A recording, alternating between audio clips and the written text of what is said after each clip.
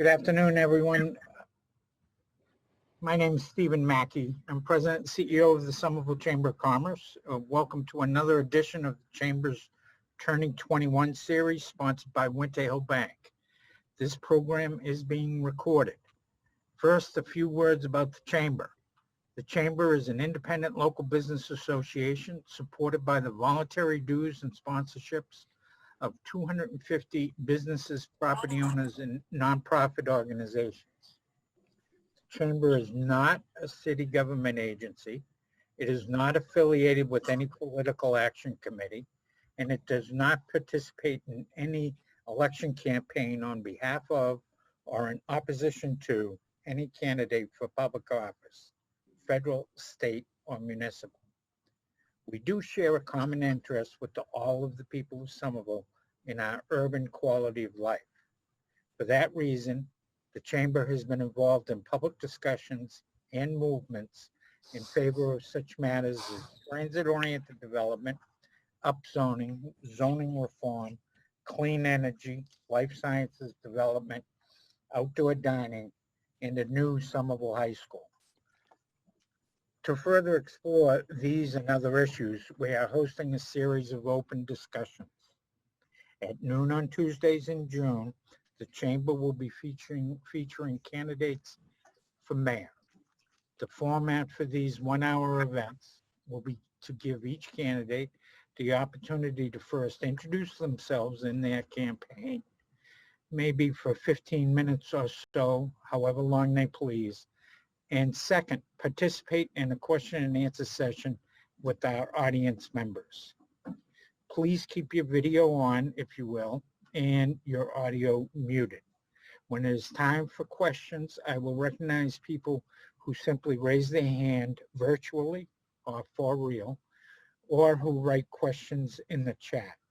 I will try to get to everyone before the conclusion of the program at 1 p.m. Today's featured candidate was the second on record to take out nomination papers, and she has been certified for the office of, to run for the office of Mayor of Somerville. To deliver her introductory remarks, please welcome Councilor Katjana Ballantyne. Good afternoon, everybody. Thank you for having me here. I'm excited to be here. Thank you, Stephen, and to the Chamber members. I'm Katjana Ballantyne. I'm running for Mayor of Somerville.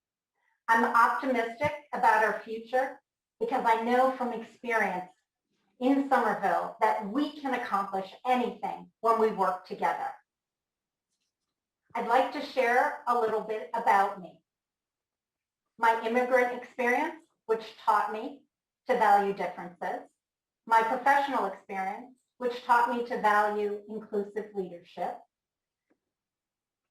My vision for Somerville is a city of inclusion with equity where we can all thrive together. So my immigrant experience. I was born and orphaned in Greece. I was adopted there by a Scottish father and a Czech-German mother. We are a family of immigrants. We immigrated together to the United States when I was 4. I learned then that some people are afraid of differences. I was sometimes ridiculed and excluded because of our differences. The foods we ate were different. Our clothes were different. Our accents were different. Our culture was different. And even though I became a U.S. citizen when I was a teenager, I've been told as an adult that I'm not a real American because I wasn't born here. I was the first in my family to go to college. I worked 2 jobs, took out student loans to earn a BA and an MBA. My family experience and my experience as an immigrant taught me to value differences. So now I always include everyone. That's the right thing to do. It works because we accomplish our greatest achievements together.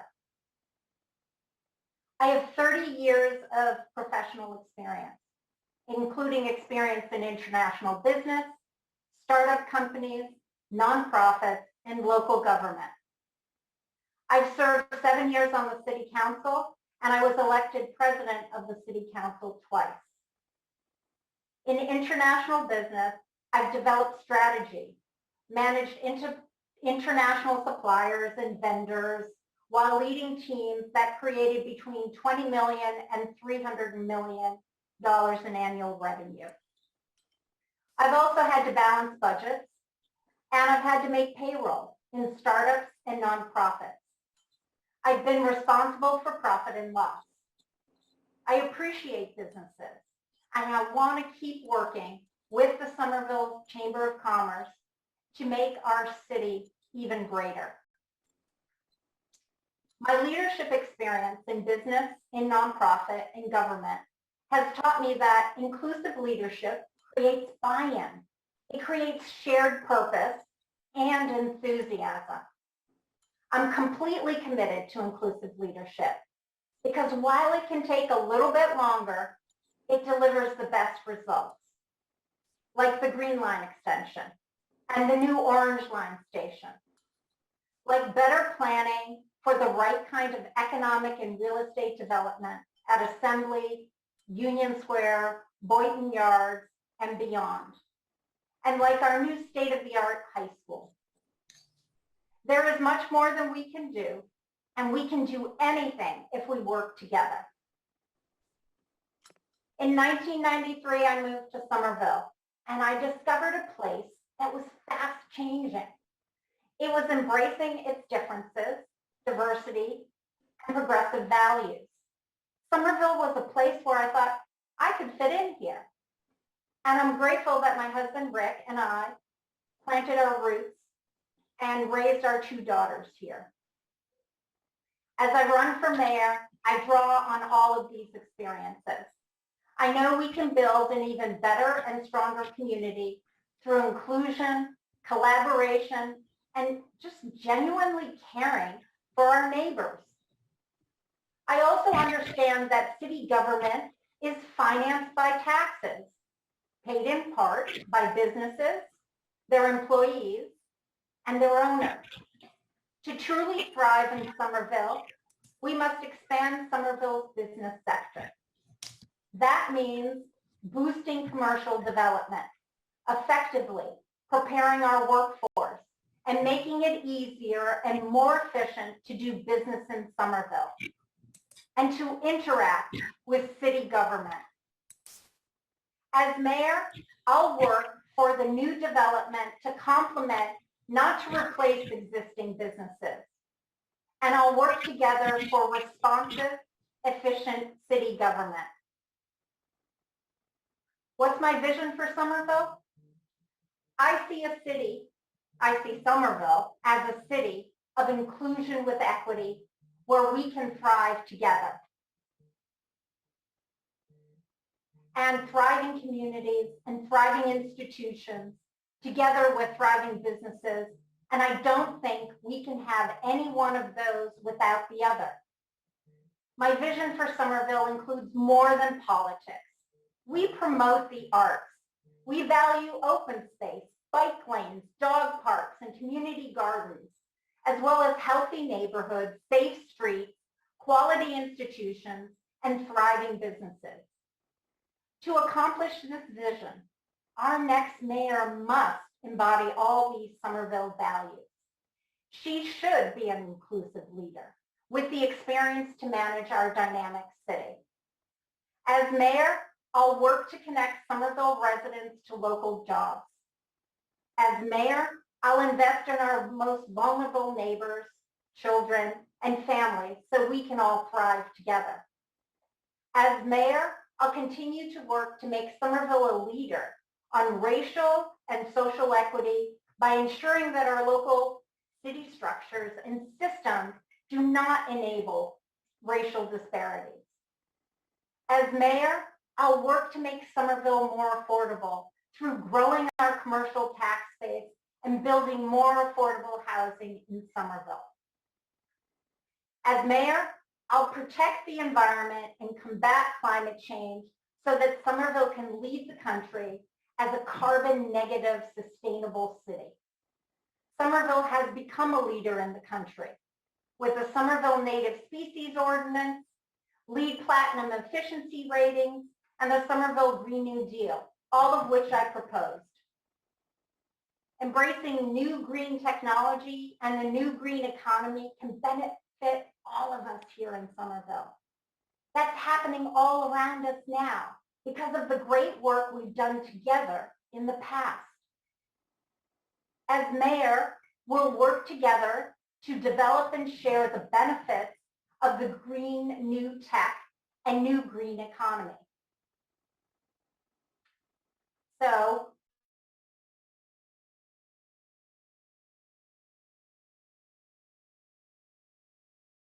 all right, Katjana, we lost you about 15 seconds ago. can you hear me now? Yes. Okay, that's strange. Thank you.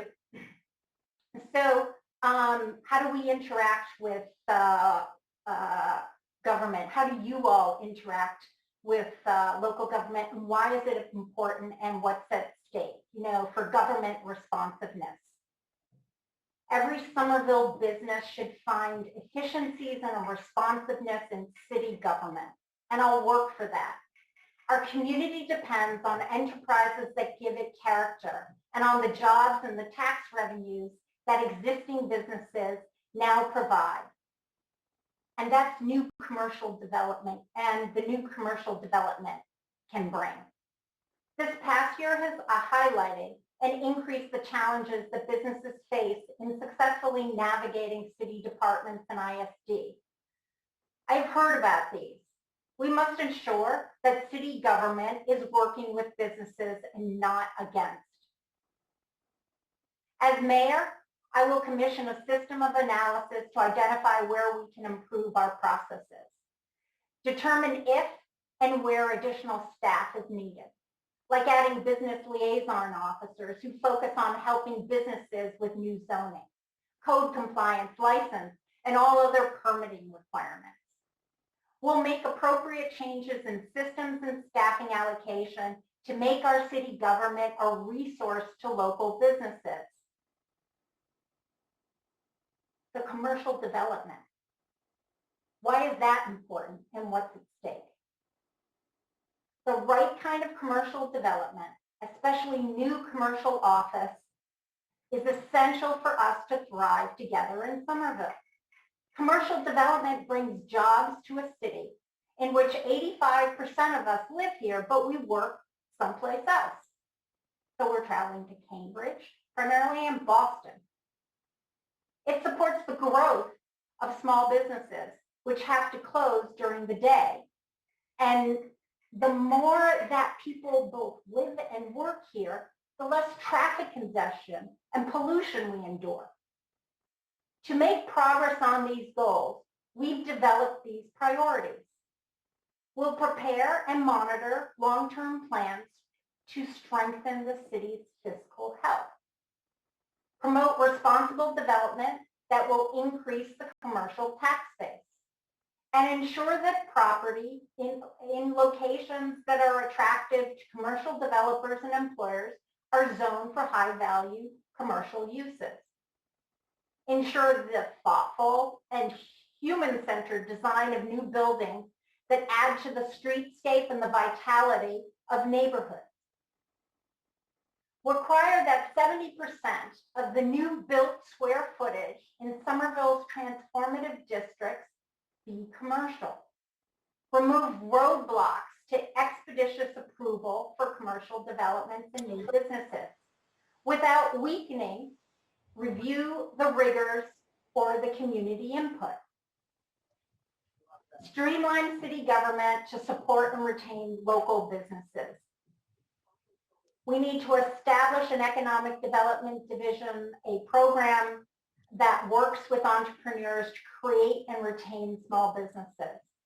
Fully staff ISD in order to shorten the review and approval time so small business owners can quickly open while maintaining full health and safety compliance. Create community partnerships to ensure that all stakeholders benefit. encourage the formation of neighborhood councils that work with developers to produce solutions that benefit all parties. Mobilize a team of public, private, and community representatives to promote Somerville to employers who can create a range of living wage jobs across the skills spectrum. Create growth that honors and preserves the Somerville history and legacy. Create incentives such as density bonuses and zoning requirements for large developers to offer affordable spaces to locally owned and independent small businesses and artists. So jobs and workforce development. Why is that important? What's at stake? Work is essential to being human, and jobs are how the most of us earn a living. Jobs also bring self-esteem and opportunity. They produce tax revenues that pay for the services we need. They support local small businesses when we make purchases, and a job that can pay for the Somerville's, sky-high housing costs is our most empowering affordable housing program. But Somerville has only one job for every 2 workers. So that's half a job for every 2 people. And the jobs that we do have are disproportionately concentrated on low-wage sectors. That's why the majority of people who work within the city can't afford to live here. Employers who offer good jobs across skill spectrums would like to locate here where the talent lives. Their workforce is here. Those firms and workers they hire would stimulate demand for local small businesses and create entrepreneurship opportunities. But we don't have the office buildings, labs, and industrial facilities to accommodate them, nor fully effective programs to prepare and place lower skilled residents. In a thriving Somerville, everyone who wants to work will be able to find a living wage job or train for one. And because we live in the same small city where we work, our streets will be less congested and our air cleaner. As your mayor, we will keep working together. As your mayor, I'll keep pushing for planning based upon best practices and data that allows our economic development to match our changing city. For nearly 2 decades, I've volunteered and worked with Mystic View Task Force, Somerville Transportation Equity Partnership, and as a city councilor to create mixed-use transit-oriented development, smart development, and that's happening now. Somerville has become the hottest place in the Northeast to develop new office, which will bring new businesses, diversify our tax base, and create a range of good jobs, good new jobs for Somerville residents. We know we can live our values, nurture our institutions, support our local businesses, keep our city safe, and keep building upon what's great here so we can all thrive together. That's why I'm running to be the next mayor of Somerville. And if you share in these goals too, I ask you to join us. Thank you. Thank you very much, Councilor Ballantyne. Now what we're going to do is go into a question and answer session. What I'm going to do is encourage everybody to think about following up with a comment question for candidate Ballantyne. I'm going to look around for raised hands. I will ask some of the members of the chamber to help me identify any. Mr. Kane, I see your hand raised. My hand out? Yep. Hello. As a business owner, I'm always worried about taxes. And Somerville has bought lots of stuff in the past 5 or 10 years. The high school, we made some money, we paid to the Green Line, we did some infrastructure work, all that's really nice. But the normal way the cities pay for that is they say, hey, let's raise taxes on the businesses. you have any great plan on how to deal with our significant debt load without actually causing all the businesses to go bankrupt? So thank you. Yes, we need to prioritize and bring in new commercial office and new development that complements the businesses here.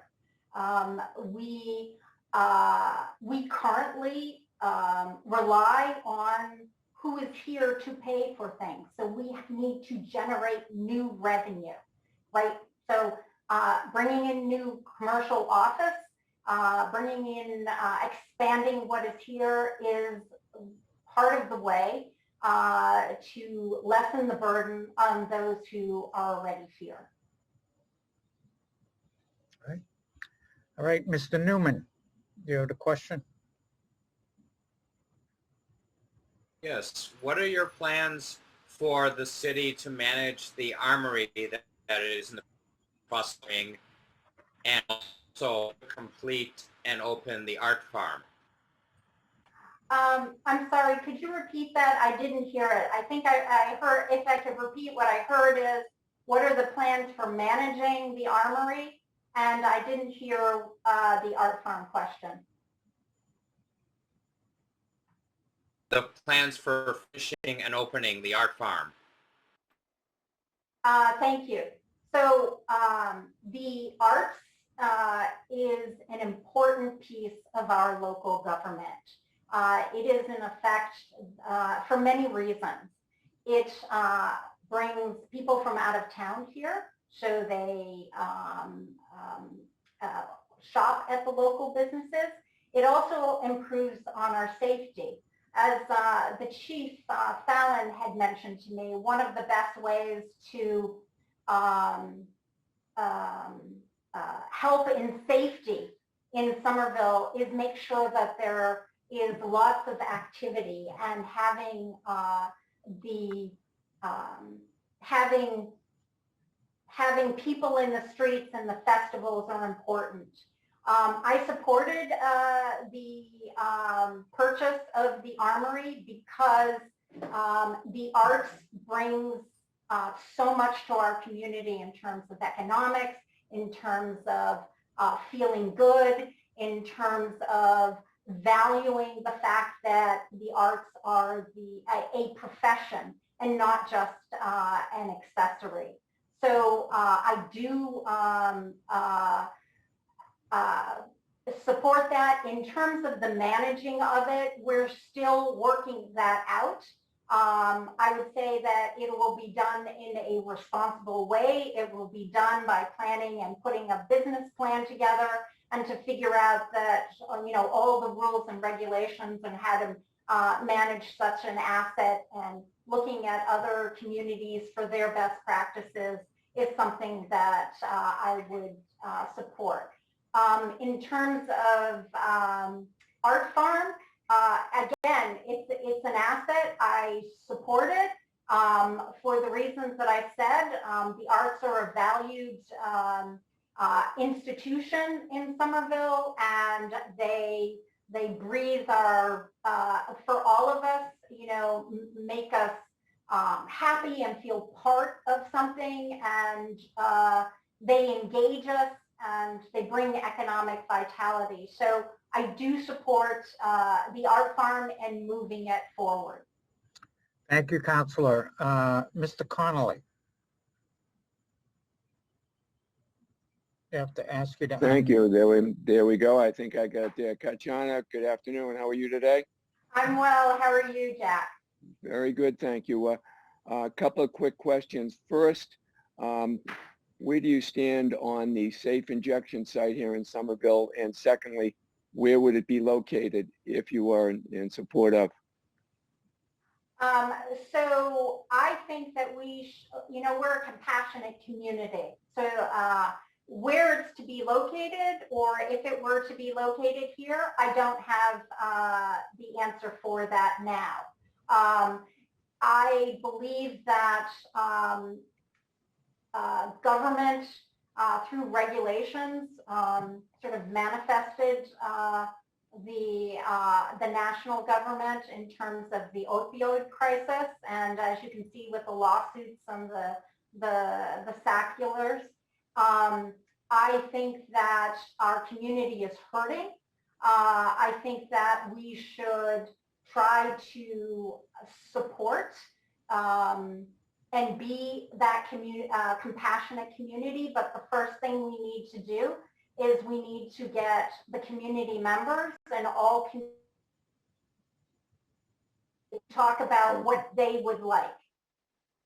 And so I am, it should be an inclusive process. I'm all about hearing what the inclusive process is. I think it does not behoove us to close our eyes and think that something that the opioid crisis doesn't exist. It does exist, and the attempt to think of alternative harm reduction strategies, I think, is a good one. So we'll get all stakeholders at the table.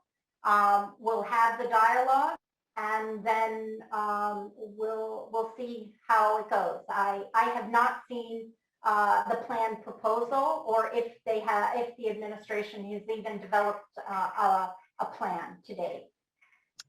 Thank you, Council. Mr. Mackey, can I have one more quick question? Sure. While I have Go the right ahead. opportunity? Yep. Thank you very much. Katjana, Davis Square has sadly been deteriorating over the last couple of years pretty badly. There's been a lot of us who've raised issues about the conditions of sidewalks, et cetera. And coming out of COVID, a lot of the business owners here who are having a really difficult time over the last several months of being to come out of it. Yet the city has proposed a plan to eliminate parking on Holland and College Ave, much to the detriment of a lot of us in the community who realize that parking in the afternoons and evenings and on weekends especially is vital, especially during the winter months. What is your thinking about the Transportation Mobility Improvement Program, aka, to me and Davis, it seems like the parking removal program? I think a lot of us are very concerned about what impact it'll have on not just the business, but potentially on property owners. Thanks for the question. So there was one broader question on transportation, but I will just try to stay focused on the Davis Square piece of it. So I'm in Ward 7. You know, I abut your obviously Ward 6, and I think that the first thing we need to do is use data, and we need to use best practices. And figure out what alternatives can be done. I understood that. I mean, that's the basis for everything. It's like use the real data and use best practices to determine what the next steps are. And in particular to how it's playing out in Davis Square, I would assume that that should just be encouraged. I mean, that's what I would do on my administration. The way I handled, you know, the Holland Street repaving project is I went around to the small businesses in Teal Square. I brought the city staff to them. I made sure that no final decision was made until the city staff had talked with each of the businesses. We want our businesses to thrive, right? And we need to share data, whether it's parking data, whether it's the economic development, small business data, with the small businesses in our community. I mean, the end goal is you got to thrive.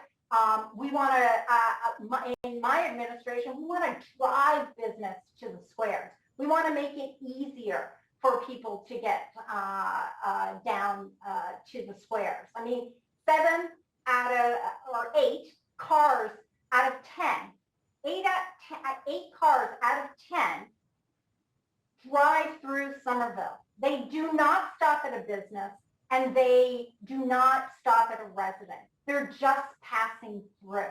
So in order for small businesses to thrive, we need to make sure that the people around them, and most of, there's enough squares around that many people can walk to them, that they get to the square without being encumbered. You want to make it easier for the residents to get to the squares, and you don't want to be, accommodating the 8 cars out of 10 who are just using the Somerville streets to pass through.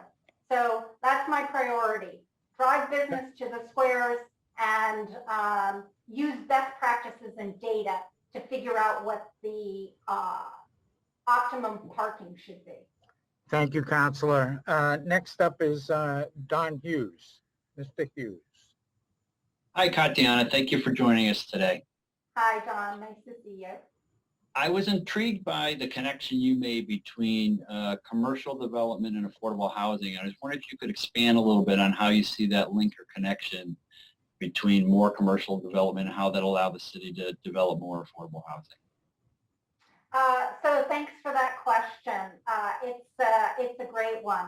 Well, if we're bringing in new businesses and we're bringing in new revenue, it then gives us opportunities to expand on some of the recommendations that came out of the Sustainable Neighborhoods Plan. And that was in some that we're talking about now are working on as a community land trust. It is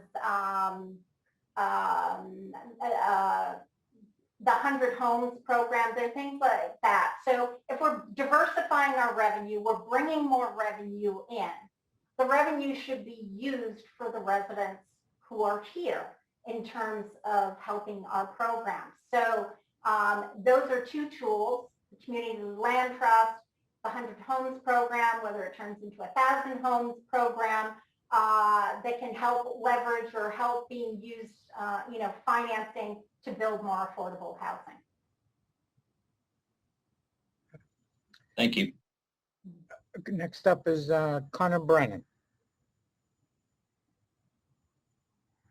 Hi, Katjana.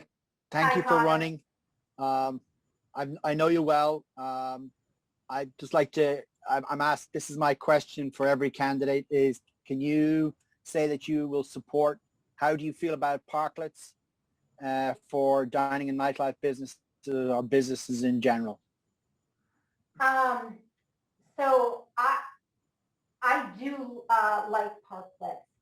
The other thing that I like is thinking about how we can maybe change the use or the direction of some of the streets. For example, I think for 20 years it's bantered around, certainly in the last decade a lot, that a portion of Davis Square, some people even who grew up here have said to me, why are you not making Elm Street from the CVS over to the Goodwill a pedestrian zone? And that would allow for the parklets. So I think, again, for the reasons is that I think that it's good for the small businesses. It's good for the safety and the health of our communities by having more people active in the streets. I would just like to add, though, as a city government, we need to do better in terms of addressing the ADA compliance piece, because many people with disabilities are having difficulty navigating on the sidewalks on that area. And I would say that if we put our heads together, we can be creative on how we manage our streets. Okay. Thank you, Counselor. Next up, I just see a first name. I'm going to ask her to identify herself. Maria. I don't see a last name. Yes. Could you identify yourself, Maria, and then go ahead with your question? Yes. Hi. My name is Maria, and I'm a resident of Somerville. Okay. Yeah, but I've lived here for about 30 years. Okay. So I just have a question for Katjana. Go right regarding ahead. businesses in the pandemic. Go ahead. Okay, my question is, with the whole COVID thing in the Somerville business community, I just wanted to know, like, the recovery period, you know, it was like a whole years long of COVID, and, you know, the businesses were kept closed for a very long time. And I was just wondering, why didn't, you know, this administration, particularly, you know, Ward 7, do anything for any of the businesses that were struggling this whole entire time? Besides the PPE loans and all this, because not everybody's eligible for it. So businesses have suffered enough. So I just wanted to know, why was it more done, or you got, or outdoor seating should have been free? You know what I mean? They should have been waived. Business owners struggle, so they shouldn't have paid for it. So I'm just wondering, why was it such a long period of time that we were closed? So those decisions were made by the current administration, the executive branch. I am representing the legislative branch. I specifically put a number of legislative orders in asking that the administration share its goals with us. So small businesses and schools could determine, the schools, the parents, excuse me, could determine and anticipate how the administration was making decisions. So I even, with Professor Danielle Lantaine, who spoke before the council, put in an order that we created a dashboard. And the dashboard said, you know, what are the goals? What are the numbers that you are trying to achieve that would decide whether you're going to be open or closed? And then, you know, what risks are you trying to evaluate? And if you're getting close to that goal where you think you're going to close down, what kind of contingencies can you build into that? So I would say I certainly was proactive to try to be as transparent as possible, because I understand from a small business perspective that you have to be able to plan and anticipate what the financial impacts are going to be for you. So I was vocal on that. And I would say going forward, I would certainly keep that. I've said before, what I'm known for, both in my professional career, my nonprofit career, in my local government, is to include all voices in the decision-making process. We want to make sure that you thrive, because you all are a part of our community. You matter, and it bothers me in things that I do if I can't quite understand, like, what are the goals there. So that would be a priority of my administration. It's inclusive, it's transparent, and I've been doing that for the last 30 years, and I will continue to do that as mayor. Thank you, Councilor. We have a question in the chat. This is from Somerville resident Jessica Braden. She asked, could you please, as Somerville has a rich nonprofit community that has been stretched dangerously thin this year. Can you speak to how you see your administration working with the nonprofit organizations and human service organizations? Thank you, Jessica, for the question. Yes, we do, and it means that the way I would lead my administration is an inclusive leadership. Is that you're all at the table, that we hear what the issues are, and we develop action steps. I am a doer, and you can talk and you can evaluate, but we need to do something. So come to the table. Let's make sure that everybody's, you're invited to the table, and make sure that everybody's voice is heard in developing the policies that affect you, because again, we want to make sure that you're here, and in terms of your organization respond, it's a vital organization that we're lucky to have here in our community. So come join me at the table. Thank you, Councilor. Next up is Tom Bent Electrical. Hi, Katjana. Thank you for being here today. In your introduction, you talked a lot about growing the tax base, commercial tax base, and you mentioned office buildings multiple times. But what's really driving the economy right now is lab buildings. Mm-hmm. And so I wanted your thoughts on that. And but the second thing is, there's a lot of competition all around the inner core for those lab buildings, and there's only a finite number that are out there.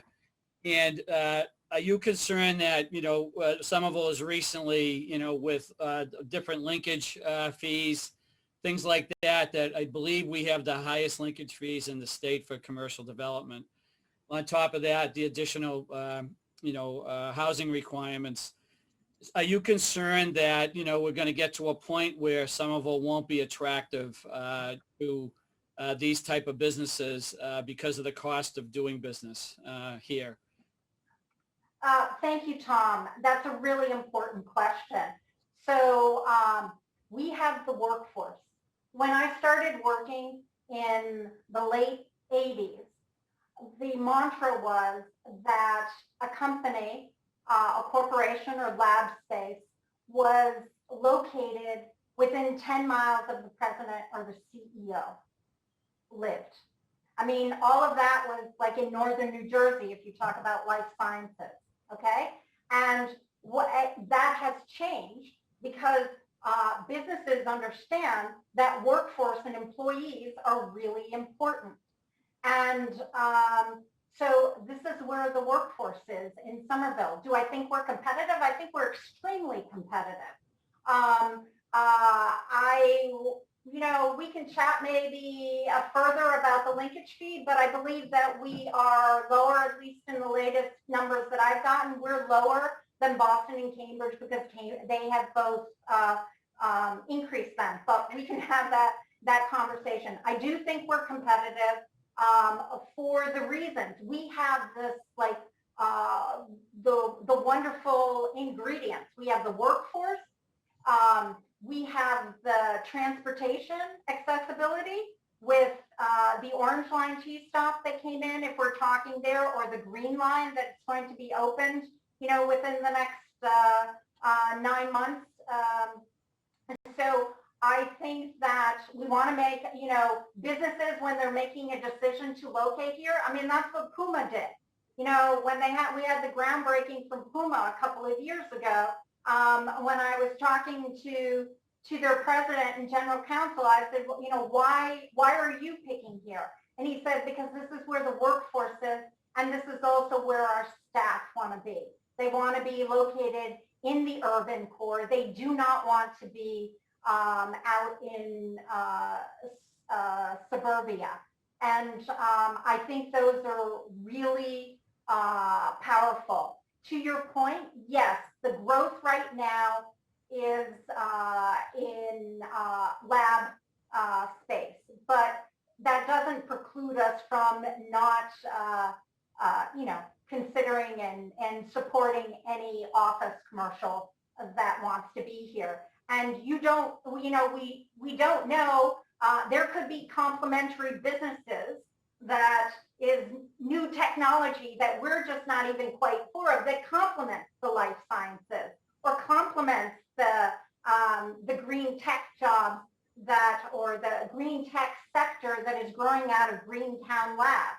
We need to have a variety of business type and square footage types, so that startup businesses, especially in the green tech, have an opportunity to move out of Greentown Labs and then move into another space and possibly another, instead of having to move outside of Somerville. Thank you. Thank All you. right. Anybody else, if you'd like to raise your hand, please do. Mr. Gatlin. Thank you. Welcome, Katjana. Thank you for being here today. I have a question I've been asking the different candidates we go through here. It's sort of an age-old problem in a sense, but speaking just for the chamber, one of the things that we don't always get, we feel we should be, is really a player early on when there's certain issues that are being decided. I mean, there may be something that the city is working on. It could be a zoning question. It could be anything, taxation, who knows, that we know is going to impact businesses.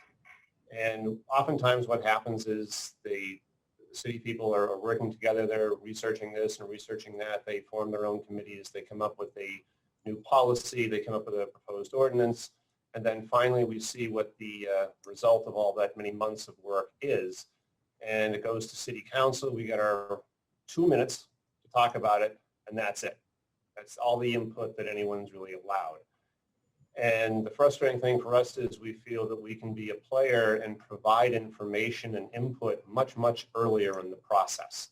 That before, the thing is that you get such a momentum going with a particular ordinance or whatever it is going in a particular direction that by the time it makes to city council and public hearings and that kind of feedback, no one wants to rewind the clock and turn back all that effort. And you've said some encouraging things in this talk today, but I'd like to know just something fairly concrete, something formal if possible, as to what ways you could act as mayor to provide greater access to the chamber, greater access to the businesses of the city, to be involved earlier in the process when these things are laws or policies are being developed. Great. Thank you, Kevin. That's a great question. I just want to go back on what I've been known for in the 30 years that I've been working is to be inclusive. Okay. And why? Because we're all in this together. I don't have the only answer. And it's so important to develop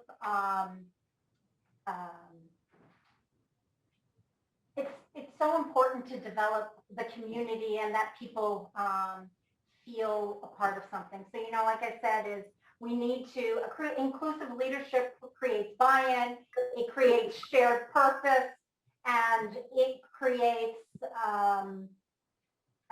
enthusiasm at the end. What would I do? I'm happy to have you at the table. And I've done that. I mean, even with Steve Mackey, when we were putting in some, the chambers, when we were considering the plastic utensil ban, I asked him up front what he thought. I also queried small businesses, and I asked some of my colleagues and environmental activists to query small businesses and takeout restaurants to get a sense of what's going on there. You should be at the table. Divergent opinions should be at the table because that's just when the policy is better. So something concrete is, I'm happy to, start a forum or after, collecting ideas, whatever, but I would just say is that I've just demonstrated it. I've shown it in my work these last 7 years. And I actually, a couple of years ago when I was president of the city council, I reached out to the chamber too. And I said, I haven't talked to you, and we haven't had this dialogue going on. And the government affairs, you guys stepped up and you joined, you invited me in. And that's when we were talking about the zoning overhaul.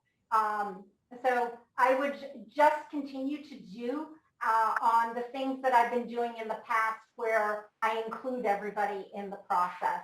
And I will make sure of that. Also, if you'd like to, you could join our issues forum now. My campaign has an issues forum. I am happy to include you in there so you can help sharing your voice and the small business community and the chamber's voice on what you think are concrete steps to or policies that you think will help be even more inclusive. Thank you. Thank you, Counselor.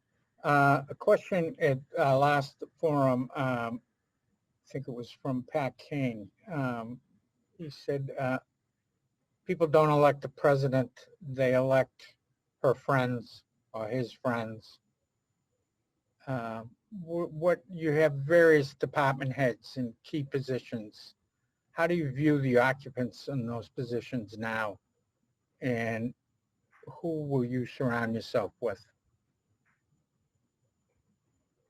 Thanks for the question. I'm going to surround myself with people who are capable of doing the work, who are thoughtful, who are deliberate, use data, are respectful of our community, and people who can deliver on the values of our community.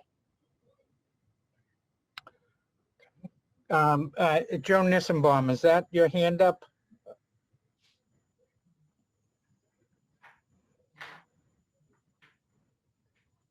No, Joe, okay. I'm going to go to Mr. Portney, Adam Portney, Middlesex Federal. Hey, Katya, how are you? I'm good. How are you? I'm good. I'm just curious, seeing as you're switching over from city council to possibly the executive office, how you see the increased powers that the city council is asking for and the increased staff, and whether you think that the city council needs to be staffed and be a full-time job, seeing as you've sat in one seat and are looking to go on to the other. Thank you.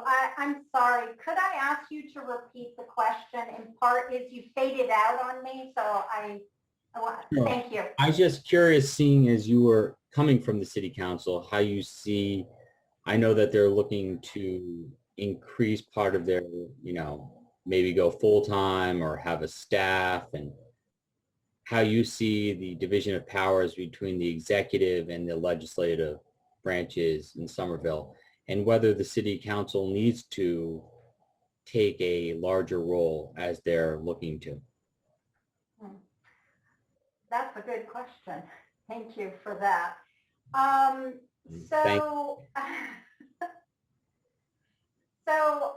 As a city councilor, I would say many times there are issues that we need to be very expertise on.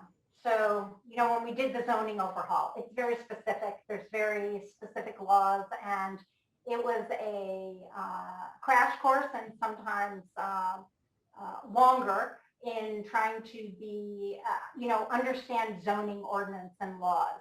I think in a case like well, let me backtrack. We need to think on the end goal. What's the end goal? It's to make our community better.